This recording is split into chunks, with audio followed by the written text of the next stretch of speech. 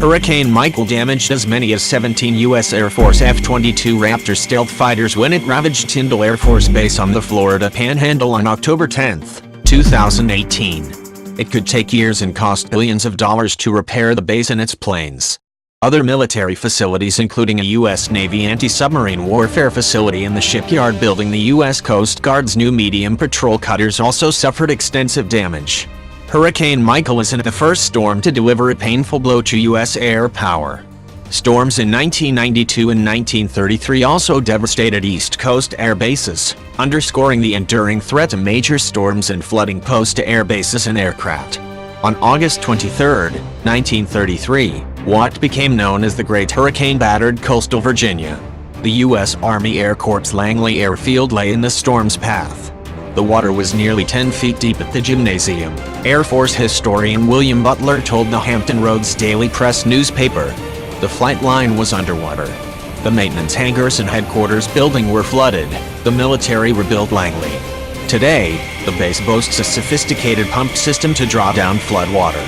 Brian Leslie, an air power historian and author of The Air Force Way of War, said he couldn't find any references to how many aircraft the 1933 storm damaged. The figures for 1992 Hurricane Andrew are more definitive.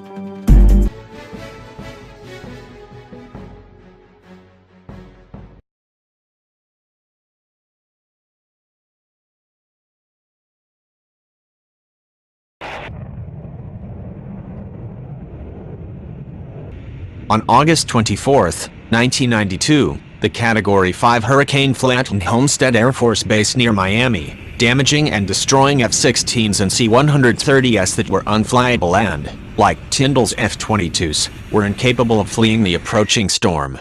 Two of the then new F-16s were apparently down for maintenance when the storm struck.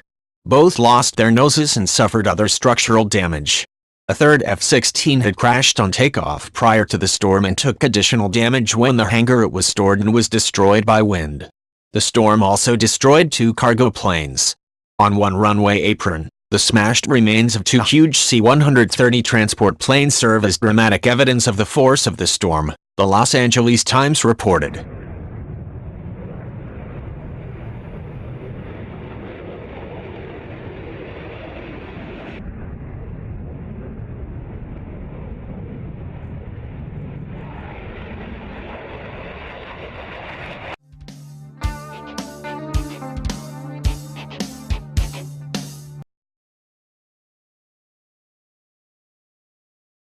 The Air Force repaired one of the F-16s, a 1988 vintage jet, and returned it to service.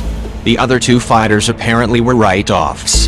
Before Hurricane Andrew, Homestead was a candidate for closure as part of the Base Realignment and Closure Commission. The storm probably made the decision all the easier, Leslie told the National Interest. Homestead became a reserve base. Today the facility, while less active than it was before the hurricane, still hosts F-16s from the 482nd Fighter Wing and was a major staging base for relief operations in the aftermath of the earthquake that struck Haiti in 2010. The Air Force is assessing the damage to Tyndall and its aircraft. Florida officials have vowed to rebuild the base.